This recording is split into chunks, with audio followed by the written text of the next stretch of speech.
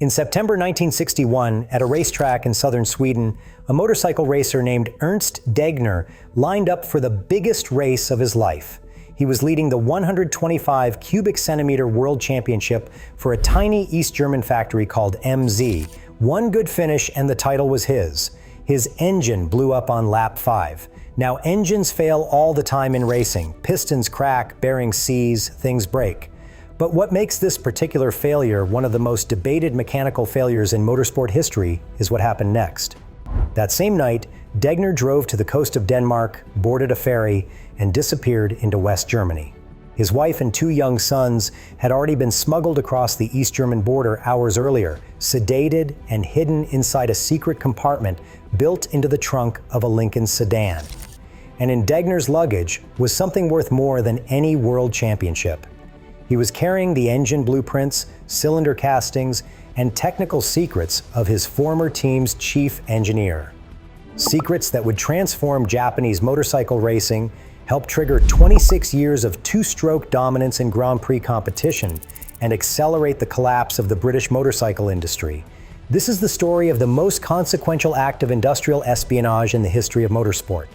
And the wildest part? It actually started 16 years earlier, with a completely different theft. But to understand why Suzuki wanted Degner so badly, we have to go back to a bombed-out German factory at the end of World War II. Let's go back to 1945. World War II had just ended, and the Allied forces were dividing up Germany's industrial secrets as war reparations.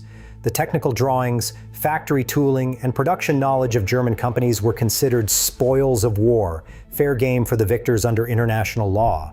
One of the biggest prizes was sitting in a factory in Schopau, Saxony.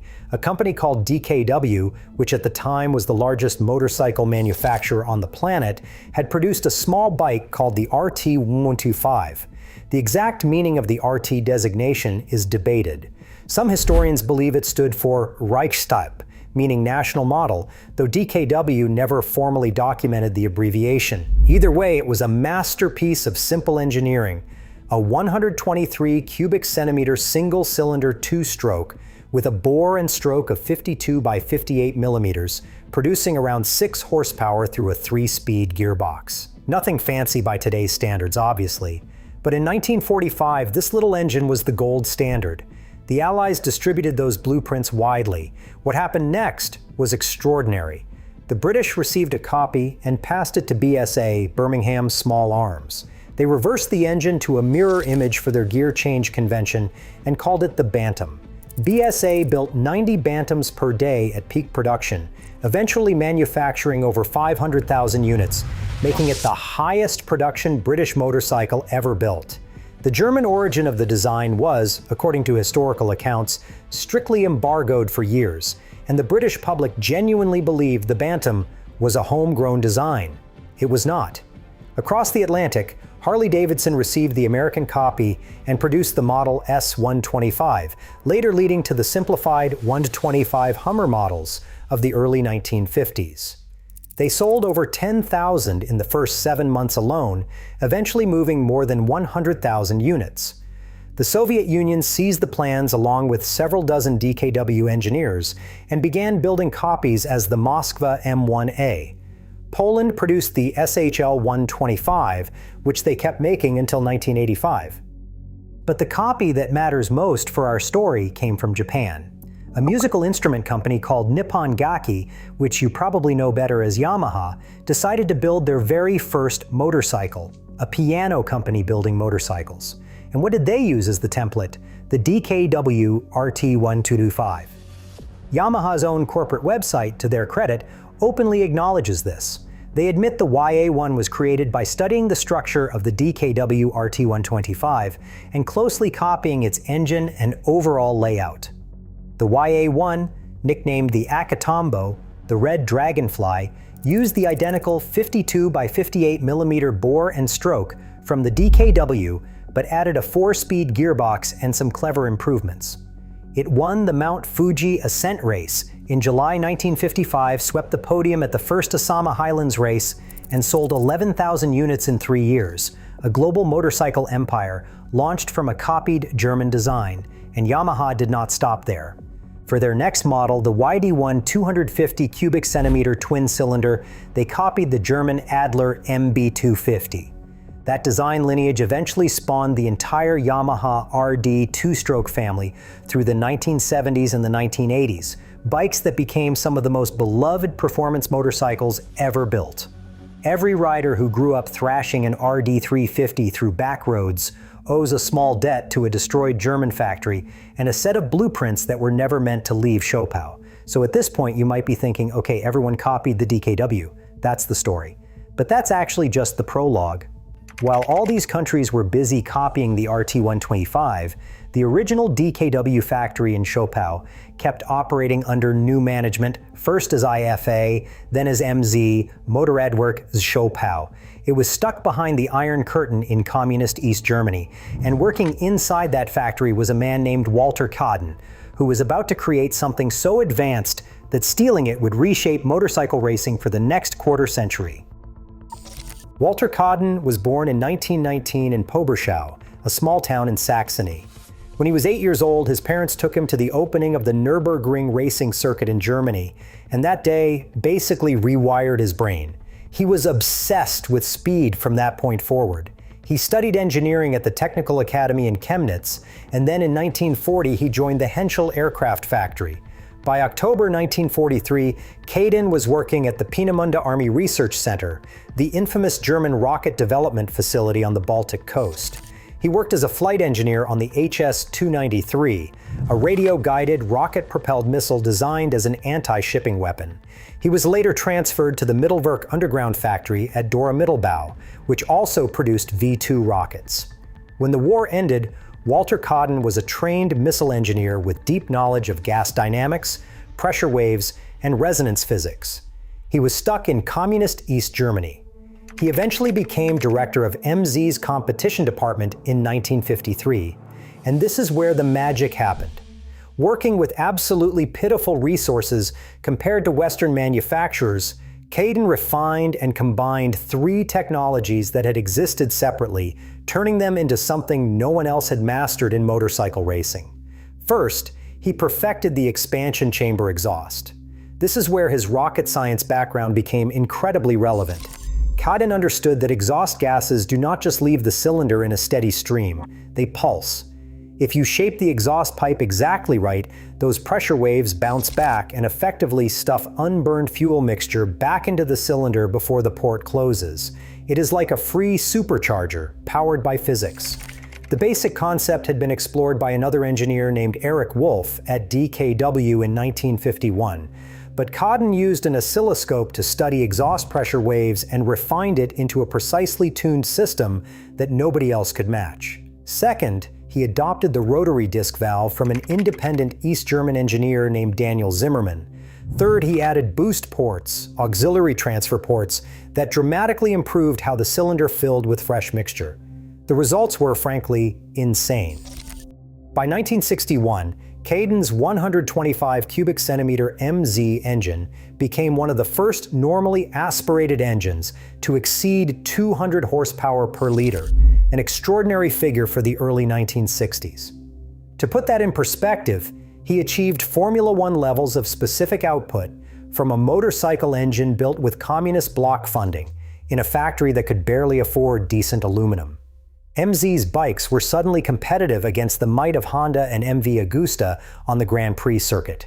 Picture this: a factory in communist East Germany where engineers sometimes had to machine their own tools because proper equipment was not available, was building motorcycles that could beat the best in the world. The irony was almost absurd. The richest racing teams on the planet, backed by corporations worth billions, could not figure out what one underfunded engineer behind the Iron Curtain had cracked. And MZ's star rider, Ernst Degner, was proving it on track. He won multiple Grand Prix races through the late 1950s and into 1961, and by the middle of the season he was leading the 125 cubic centimeter World Championship standings. MZ, this tiny communist factory, was on the verge of winning a world title. It would have been the greatest underdog story in motorsport history. But Walter Kaden had absolutely no idea that his greatest creation was about to walk out the factory door in someone else's luggage. Ernst Degner, born Ernst Eugen Václavek in 1931 in Gliwice, Upper Silesia, had a brutal early life. His father died before World War II ended. He fled the advancing Soviet army with his mother and sister to Luckau in East Germany, where his mother soon died as well. He earned an engineering diploma in 1950, joined MZ as a rider in 1956, and by 1957 had won 11 out of 14 races in the East German National Championship. The guy was genuinely fast, but he was also genuinely angry about his circumstances. Under the communist system, Degner was paid barely more than factory workers, despite being a world-class athlete. He received small bonuses for Grand Prix victories, but watched his Western competitors driving around in Jaguars and Porsches, while he could barely afford basic luxuries. He wanted nice clothes, a fast car, a decent house, and he wanted to hang out in jazz clubs. That last detail turned out to be really important. At the 1960 Isle of Man TT, the annual motorcycle race on the small island between England and Ireland, MZ and Suzuki accidentally ended up sharing the same hotel, the Fernley in Douglas. Suzuki's 1960 TT debut had been absolutely humiliating. Their 125 cubic centimeter two-stroke machines were widely described as the joke of the paddock, finishing 15th, 16th, and 18th. Embarrassing doesn't begin to cover it, but Suzuki's European representative, a Cambridge-educated man named Jimmy Matsumiya, noticed something interesting. Ernst Degner, the fast East German rider, was clearly unhappy. Matsumiya started building a friendship, and the two men bonded over a shared love of jazz music. Matsumiya had a gramophone in his hotel room, and the jazz records playing in the background provided perfect cover for conversations that nobody else could overhear. By June 1961, at the next Isle of Man TT, Degner and Matsumiya finalized their agreement at the same Fernley Hotel. Then on June 30th, at the Dutch TT in Assen, Degner secretly signed a consulting contract with Suzuki. The terms were straightforward but extraordinary. Suzuki would pay approximately 10,000 British pounds, equivalent to roughly 200,000 pounds today, but only if the engine Degner helped Suzuki build produced at least 22 to 24 horsepower on Suzuki's dynamometer. What Suzuki wanted was everything: piston metallurgy, boost port timing, rotary disc valve technology, expansion chamber profiles. Essentially, they wanted Walter Caden's entire life's work. As the motorsport journalist Matt Oxley later described it in his book Stealing Speed, this was a brazen robbery of priceless engine technology. The original escape plan was simple enough: cross from East Berlin to West Berlin, fly to West Germany, start a new life. But then, on August 13, 1961, the Berlin Wall went up.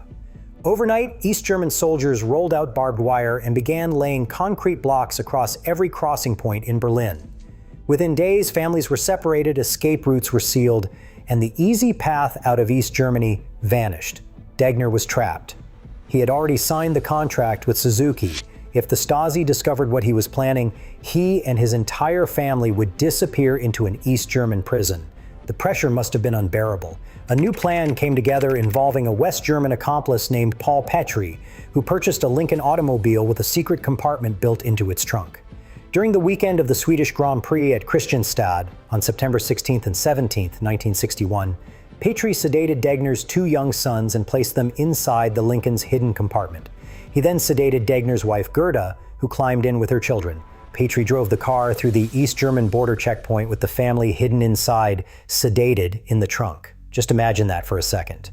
Your children, drugged, stuffed into a hidden compartment in a car trunk, being driven through a communist border checkpoint. If they had been caught, the entire family would have disappeared into an East German prison. That is the level of desperation we are talking about here. That same weekend, Degner raced in the Swedish Grand Prix. This was the race that could have clinched the 125 cubic centimeter world championship for MZ. And his engine failed early. MZ immediately accused him of deliberate sabotage, claiming he had intentionally blown the motor. The debate has never been fully settled. On one hand, why would a man throw away his best chance at a world title? On the other hand, the timing is almost impossibly convenient. As one researcher pointed out, If Degner had simply won the championship and then defected, he could have demanded even more money from Suzuki. He would have arrived as the reigning world champion, not a runner-up.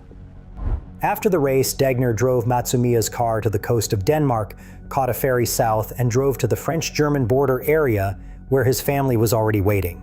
An FIM court in Geneva, in late November 1961, ultimately dismissed the sabotage charge.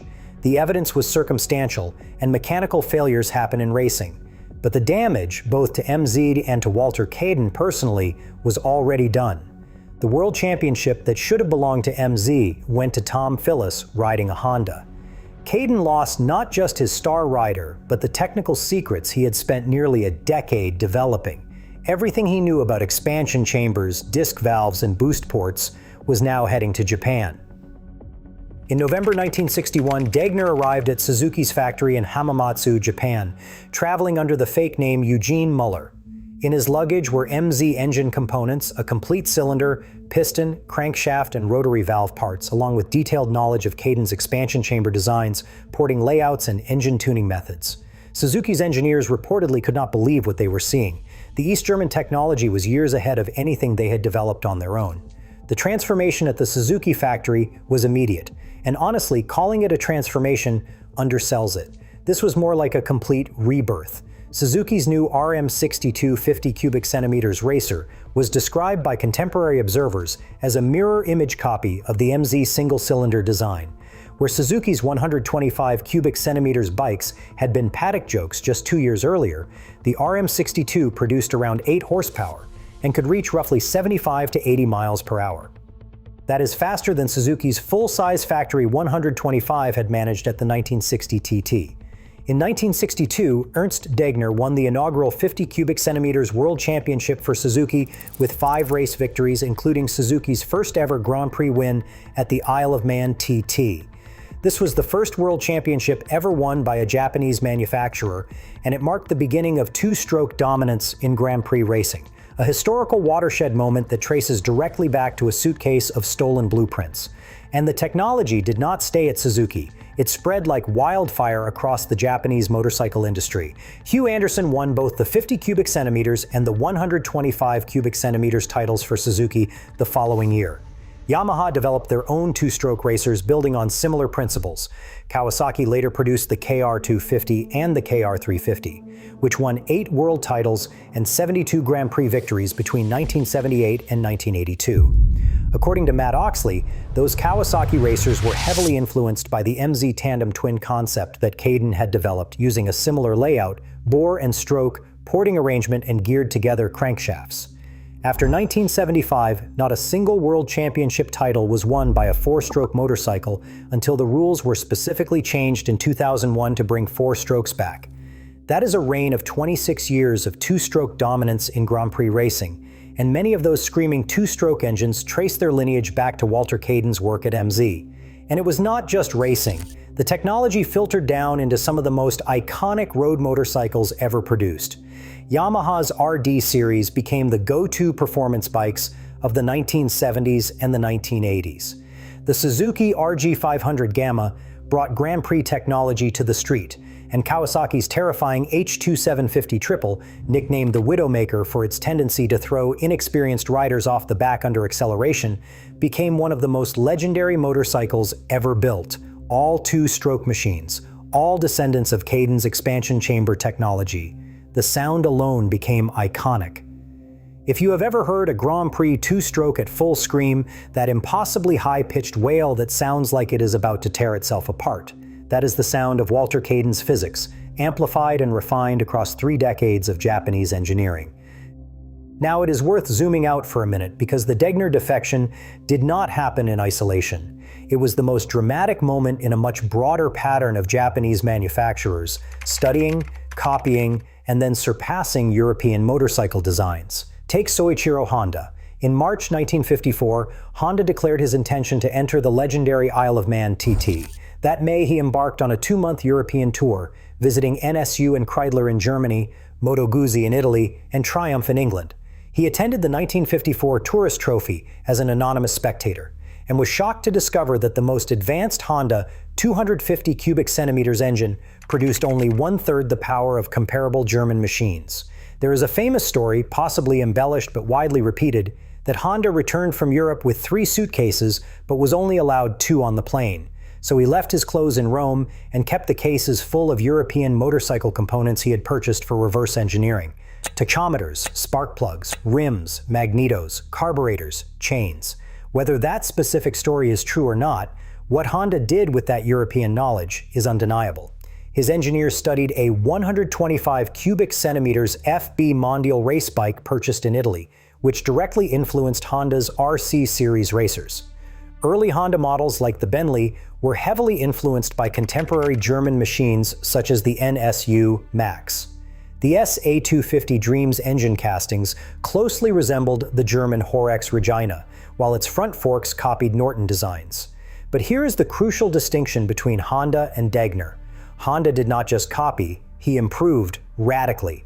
His actual racing engines were architecturally different from the European singles he studied. Where NSU raced single-cylinder bikes with bevel drive cams, Honda built twin-cylinder and eventually 4-cylinder and 6-cylinder double overhead cam engines with 4-valve heads. A young engineer named Shoichiro Irimajiri, just 24 years old at the time, designed the legendary RC166, a 250 cubic centimeters 6-cylinder engine with 24 valves that screamed past 18,000 revolutions per minute. Nothing like it had ever existed before. By 1961, Honda swept the top 5 finishing positions in both the 125 cubic centimeters and 250 cubic centimeters classes at the Isle of Man Tourist Trophy. By 1966, Honda won the Constructors' Championship in all 5 solo Grand Prix classes simultaneously, from 50 cubic centimeters through 500 cubic centimeters. That feat has never been repeated. By the end of 1967, Honda had racked up 138 Grand Prix victories and 34 World Championship titles. Kawasaki took a more direct approach. They acquired a Japanese company called Meguro Manufacturing in 1960. Meguro had purchased a BSA 7 twin-cylinder motorcycle in 1953 specifically to reverse engineer it, producing copies called the K-Series Stamina.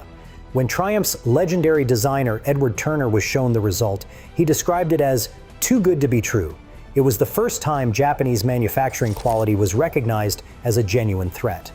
The Meguro K eventually became the Kawasaki W1, Japan's largest displacement motorcycle at the time, and, as motorcycle enthusiasts still note today, an unabashed BSA clone. Except it was better in every measurable way. Better bearings, better castings, better seals that eliminated the chronic oil leaks that plagued every British twin ever built. Meanwhile, the British motorcycle industry, which should have seen the Japanese threat coming from a mile away, basically did nothing. In 1960, Edward Turner visited Japanese factories and was visibly shaken. He reported that Honda alone employed 400 research and development technicians producing 30,000 vehicles per month, more than Triumph's entire annual output. He described the experience as dynamic and somewhat frightening. But then Turner made the fatal miscalculation that killed the British motorcycle industry. He concluded, and this is almost painful to read, "I do not think the Japanese motorcycle industry will eclipse the traditional type of machine that the British motorcyclist wants." He assumed the threat was limited to machines under 300 cubic centimeters. He was catastrophically wrong. The Boston Consulting Group's devastating 1975 report on the British motorcycle industry identified the real cause of the collapse. British manufacturers kept retreating upmarket as Japanese bikes moved from 50 cubic centimeters to 125 cubic centimeters to 250 cubic centimeters, abandoning each segment rather than competing. By 1975, the British made nothing smaller than 500 cubic centimeters, and there was nowhere left to retreat. And then Honda delivered what many historians consider the decisive turning point in 1969 with the CB750. It had 4 cylinders, electric start, a disc brake, a 5-speed gearbox, and an engine that did not leak oil. It cost $1,495 in the United States, competing directly with British twins like the Triumph Bonneville, and it made them all look obsolete overnight. The CB750 has been called the first modern superbike, and it earned that title by making every British motorcycle look like a relic. Honda sold an estimated 30,000 CB750s in the first year alone. BSA, a company that had been building motorcycles since 1910, was losing roughly $6 million a year and collapsed by 1973. Norton Villiers' Triumph followed in 1976, despite the British government pouring £24 million of taxpayer money into a rescue attempt. The government eventually cut its losses after reading the BCG report and realizing the patient was already dead. British motorcycle production fell from 140,000 units in 1960 to just 20,000 by 1975, while Honda alone was building over 2 million per year. Mike Halewood's 1961 senior TT victory on a Norton Manx at an average of over 100 miles per hour was the last senior TT win on a British machine for 31 years, until Steve Hislop rode a Norton Rotary to victory in 1992. The industry that had ruled motorcycling for half a century was gone.